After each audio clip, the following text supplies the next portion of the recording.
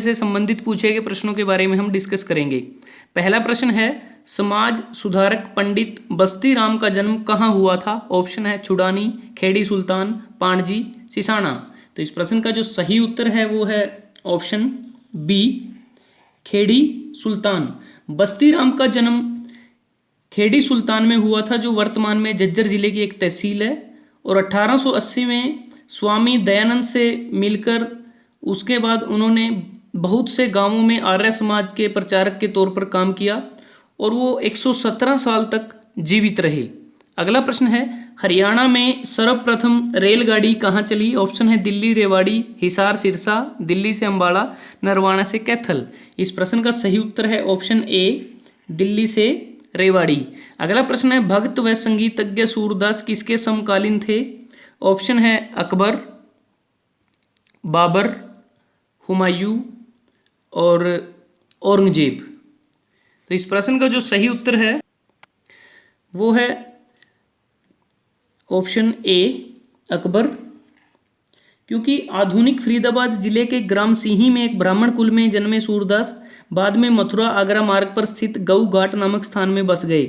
सूरदास जन्म से अंधे थे और सूरदास जी द्वारा लिखित 5 ग्रंथ बताए जाते हैं: सूरसागर, सुरसरावली, साहित्य लहरी, नल दमयंती और बेहलो। कवि महात्मा सूरदास हिंदी साहित्य के सूर्य भी माने जाते हैं। उनके पिता रामदास गायक थे। उनके गुरु का नाम श्री वल्लभाचार्य था और सूरदास की काव्य प्रतिभा ने तत्कालीन शासक अकबर को भी आकर्षित किया। आईने अकबरी तथा मुतकबूत तवारीख के अनुसार सूरदास को अकबर के दरबारी संगीतज्ञों में माना जाता है। अगला प्रश्न है, दारूहेड़ा औद्योगिक क्षेत्र किस राजमार्ग पर स्थित है? ऑप्शन है दिल्ली से जयपुर, दिल्ली से रोहतक, दिल्ली से अंबाला, दिल्ली से आगरा। इस प्रश्न का सही उत्तर है ऑप्शन ए, दिल्ली से जयपुर। दिल्ली से जयपुर, बड़ौदा, मुंबई इस राष्ट्रीय राजमार्ग का पहले नाम नेशनल हाईवे 8 था, लेकिन अब जो नया नाम है वो है NH-48। अब NH-8 हो गया है करीमगंज असम से खेपुर त्रिपुरा तक। तो इस दिल्ली से जयपुर राष्ट्रीय मार्ग का जो नया नाम है वो है NH-48। अगला प्रश्न है, हरियाणा में परंपरागत सिर पर पहनी जाने वाली पगड़ी को क्या कहा जाता है? ऑप्शन है खंडवा, टोपी, तोड़ा, अंगोछा। इस प्रश्न का सही उत्तर है ऑप्शन ए, खंडवा। अगला प्रश्न है, काला तीतर पर्यटन स्थल किस जिले में स्थित है? ऑप्शन है हिसार, जींद, सिरसा, फतेहाबाद। इस प्रश्न का सही उत्तर है ऑप्शन सी, सिरसा। यह दिल्ली गंगानगर रोड पर स्थित है। दिल्ली से 325 किलोमीटर है और यह 8.5 एकड़ में फैला हुआ है। 1987 में सिरसा जिले के एक छोटे से शहर अबू शहर में हरियाणा टूरिज्म ने काले तीतर का निर्माण करवाया था। अगला प्रश्न है, हरियाणा की राजभाषा कौन सी है? ऑप्शन है उर्दू, पंजाबी, अंग्रेजी, हिंदी। इस प्रश्न का सही उत्तर है ऑप्शन डी, हिंदी। अगला प्रश्न है, 1857 की क्रांति में हरियाणा के किस जिले का योगदान रहा? गुरुग्राम, रोहतक, हिसार। इस प्रश्न का सही उत्तर है ऑप्शन डी, उपरोक्त सभी का। अगला प्रश्न है, बापोली किस जिले के अंतर्गत आता है? ऑप्शन है अंबाला, पानीपत और करनाल, जींद। इस प्रश्न का सही उत्तर है ऑप्शन बी, पानीपत। क्योंकि बापोली 27 गुजरों के गांव में केंद्रित गांव है। इसके ये जो 27 गांव है गुजरों के पानीपत में, उनके जो सेंटर में गांव है वो बापोली है। और इस गांव का जो नाम है वो गुज्जर राजा बप्पा के नाम पर पड़ा है। अगला प्रश्न है, प्रसिद्ध फिल्मी नायक श्री सुनील दत्त का संबंध हरियाणा के किस जिले से रहा? इस प्रश्न का सही उत्तर है ऑप्शन डी, यमुनानगर। इनका जन्म 6 जून 1929 को हुआ था और इनका असली नाम बलराज दत्त था। ये भारतीय फिल्मों के विख्यात अभिनेता, निर्माता तथा निर्देशक थे। इन्होंने कुछ पंजाबी फिल्मों में भी अभिनय किया है और फिल्मों के अतिरिक्त राजनीति में भी प्रमुख भूमिका निभाई है। वर्ष 2004-05 में वो युवा मामलों के कैबिनेट मंत्री रहे। वर्ष 1984 में ये उन्होंने कांग्रेस के टिकट पर मुंबई उत्तर पश्चिम से चुनाव जीतकर सांसद बने और वर्ष 1968 में उन्हें पद्मश्री से सम्मानित किया गया। 25 मई 2005 को इनकी मृत्यु हो गई। अगला प्रश्न है, राजीव गांधी एजुकेशन सिटी कहाँ स्थापित और हो रही है? ऑप्शन है मानेसर, सादोपुर, पुन्हाना, कुंडली। इस प्रश्न का सही उत्तर है ऑप्शन डी, कुंडली। इस एजुकेशन सिटी का नींव पत्थर जून 2012 में सोनीपत जिले के कुंडली में रखा गया था। इस एजुकेशन सिटी का जो विस्तार है वो 5000 एकड़ में करने की योजना है। इस एजुकेशन सिटी में medical college, engineering college, university को स्थापित करने की भी योजना है। अगला प्रश्न है, इनमें से कौन हरियाणा के मुख्यमंत्री नहीं थे? ऑप्शन है पंडित भगवत दयाल शर्मा, राव वीरेंद्र सिंह, बनारसी दास गुप्त, जीडी तपासे। मैं आपको बताना चाहूँगा, पंडित भगवत दयाल शर्मा हरियाणा के प्रथम मुख्यमंत्री थे जो भारतीय राष्ट्रीय कांग्रेस से थे, और इनका जो कार्यकाल 1 नवंबर 1966 से 23 मार्च 1967 तक रहा। उसके बाद राव वीरेंद्र सिंह, ये विशाल हरियाणा पार्टी से थे, हरियाणा के दूसरे मुख्यमंत्री थे, और इनका कार्यकाल 24 मार्च 1967 से 2 नवंबर 1967 तक रहा। उसके बाद बनारसी दास गुप्त हरियाणा के चौथे मुख्यमंत्री थे, इनका कार्यकाल 1 दिसंबर 1975 से 30 अप्रैल 1977 तक रहा। ये भारतीय राष्ट्रीय कांग्रेस पार्टी से थे। तो इस प्रश्न का जो सही उत्तर है वो है option D, GD Taapsee Haryana के मुख्यमंत्री नहीं रहे। अगला प्रश्न है, हरियाणा विकास पार्टी की स्थापना किसने की? ऑप्शन है बंसीलाल, देवीलाल, भजनलाल और भगवत दयाल। इस प्रश्न का जो सही उत्तर है वो है ऑप्शन ए, बंसीलाल ने 1996 में हरियाणा विकास पार्टी की स्थापना की थी, और इसी पार्टी के दम पर वो हरियाणा के मुख्यमंत्री भी बने। लेकिन 2004 में इस पार्टी ने अपनी लोकप्रियता खत्म कर दी, और उसके बाद इसका जो विलय है वो कांग्रेस में इसका विलय हो गया।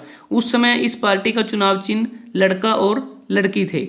अगला प्रश्न है, सिंधारा उपहार बेटी या बहन को किस अवसर पर दिया जाता है? ऑप्शन है दीपावली, होली, संक्रांति, तीज। इस प्रश्न का सही उत्तर है ऑप्शन डी, तीज। सिंधारा को हरियाणवी भाषा में कोथली भी कहा जाता है, और सावन की शुक्ल पक्ष की तृतीया को तीज महोत्सव के रूप में मनाया जाता है। तीज विशेष रूप से महिलाओं का त्यौहार होता है, चारों ओर तीज की रौनक देखते ही बनती है। बच्चियों से लेकर युवा और बुजुर्ग महिलाएं सभी इस उत्सव की तैयारी में लग जाती हैं। नवविवाहिताएं यह उत्सव अपने मायके में मनाती हैं। महिलाएं इस दिन व्रत भी रखती हैं। इस व्रत को अविवाहित कन्याएं योग्य वर को पाने के लिए, और विवाहित महिलाएं अपने सुखी दाम्पत्य के लिए इस व्रत को रखती हैं। इस त्योहार में जो विवाहित लड़कियां अपने पिता के घर नहीं जा पाती, उनके पास उपहार भेजा जाता है, जिसे सिंधारा और कोथली कहते हैं। और इस त्योहार में जगह जगह झूले पड़ते हैं, और स्त्रियां समूह गीत गाकर झूले झूलती हैं। अगला प्रश्न है प्रश्न नंबर 15, हरियाणा में पहला आकाशवाणी केंद्र कहाँ स्थापित हुआ? ऑप्शन हमारे पास हैं रोहतक, कुरुक्षेत्र, हिसार और गुरुग्राम। और इस प्रश्न का जो सही उत्तर है वो है ऑप्शन ए, रोहतक में। रोहतक आकाशवाणी केंद्र हरियाणा का सबसे पुराना आकाशवाणी केंद्र है, और हरियाणा में 3 आकाशवाणी केंद्र हैं। पहला रोहतक है, दूसरा आकाशवाणी केंद्र कुरुक्षेत्र में है जिसकी स्थापना 24 जून 1991 को हुई थी। तीसरा आकाशवाणी केंद्र हिसार में है जिसकी स्थापना 26 जनवरी 1999 को स्थापित हुई थी। इसके अलावा हरियाणा में एकमात्र दूरदर्शन केंद्र भी है जो हिसार जिले में है, जिसकी शुरुआत 1 नवंबर 2002 को हुई थी। अगला प्रश्न है, रत्नावली किसकी प्रसिद्ध रचना है? ऑप्शन है जयदेव, भाणभट्ट, मध्वाचार्य, हर्षवर्धन। इस प्रश्न का सही उत्तर है ऑप्शन डी, हर्षवर्धन। हर्षवर्धन का जन्म थानेसर में हुआ था, और वे भारत में एक राजा थे जिसने उत्तरी भारत में एक सुदृढ़ साम्राज्य स्थापित किया, और वह अंतिम हिंदू सम्राट था जिसने पंजाब छोड़कर शेष समस्त उत्तरी भारत पर राज्य किया। हर्ष साहित्य और कला के पोषक थे, और स्वयं वो पंडित थे। उसकी लिखी 3 नाटिकाएं नागानंद, प्रियदर्शिका और रत्नावली संस्कृत साहित्य की अमूल्य निधियां हैं। अगला प्रश्न है, पश्चिमी यमुनानगर में किस स्थान से यमुना नदी से निकाली गई है?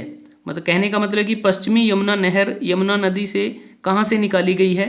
इस प्रश्न का जो सही उत्तर है वो है option C, Tajewala. Tajewala headworks बहुत प्रसिद्ध पर्यटक स्थल भी है, और यहीं से यमुना नदी से पश्चिम यमुना नहर तथा पूर्वी यमुना नहर निकलती हैं।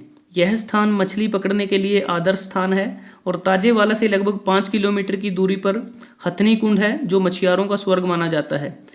इससे आगे कलेसर है जो अपार शांति का प्रतीक है। दिसंबर 2003 में कलेसर को राष्ट्रीय उद्यान घोषित किया गया था।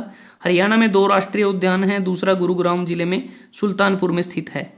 अगला प्रश्न है, हरियाणा में हर्षवर्धन कालीन ताम्र मुद्राएं कहाँ से प्राप्त हुई थी? ऑप्शन है सोनीपत, पेहवा, अग्रोहा, पानीपत। इस प्रश्न का सही उत्तर है ऑप्शन ए सोनीपत से। अगला प्रश्न है, हरियाणा के प्रथम गैर कांग्रेसी मुख्यमंत्री कौन थे? ऑप्शन है चौधरी देवीलाल, चौधरी बंसीलाल, पंडित भगवत दयाल शर्मा, राव वीरेंद्र सिंह। मैं बात करूं पहले, पंडित भगवत दयाल शर्मा हरियाणा के प्रथम मुख्यमंत्री रहे हैं, वो भारतीय राष्ट्रीय कांग्रेस से थे। उसके बाद चौधरी बंसीलाल की बात करता हूँ, ये जब हरियाणा के मुख्यमंत्री बने पहली बार, उस समय भी भारतीय राष्ट्रीय कांग्रेस के तरफ से था। और चौधरी देवीलाल ये हरियाणा के जो मुख्यमंत्री बने जनता पार्टी से बने थे 21 जून 1977 को। लेकिन उससे पहले राव वीरेंद्र सिंह हरियाणा के दूसरे मुख्यमंत्री बने 24 मार्च 1967 से 2 नवंबर 1967 तक। और इनकी जो पार्टी थी वो विशाल हरियाणा पार्टी की तरफ से ये बने थे। तो इस हिसाब से इसका जो उत्तर है वो है ऑप्शन डी, राव वीरेंद्र सिंह। अगला प्रश्न है, चीनी यात्री हेवन सांग किस सम्राट के शासनकाल में हरियाणा आया था? ऑप्शन है हर्षवर्धन, राज्यवर्धन, प्रभाकर वर्धन, माधव गुप्त। इस प्रश्न का सही उत्तर है ऑप्शन ए हर्षवर्धन। मेवात में बोली जाने वाली हरियाणवी में किस बोली का प्रभाव नहीं है? ऑप्शन है वर्ज, वजर, राजस्थानी, ब्रज, राजस्थानी, बांगरू और पंजाबी। इस प्रश्न का सही उत्तर है ऑप्शन डी पंजाबी। अगला प्रश्न है, कुरुक्षेत्र विश्वविद्यालय में हस्तलेख संग्रहालय की स्थापना में सबसे अधिक योगदान किस विद्वान का रहा? ऑप्शन है स्थाणुदत्त शर्मा, जयराम शास्त्री, श्री सीताराम शास्त्री, कपिल शास्त्री। इस प्रश्न का सही उत्तर है ऑप्शन ए पंडित स्थाणुदत्त शर्मा। अगला प्रश्न है, बाबुल देश जाइयो परदेश जाइयो गोरी का बरतू ढूंढियो, ये लोकगीत किस अवसर पर गाया जाता है? ऑप्शन है विवाह, तीज, फागुन और दिवाली।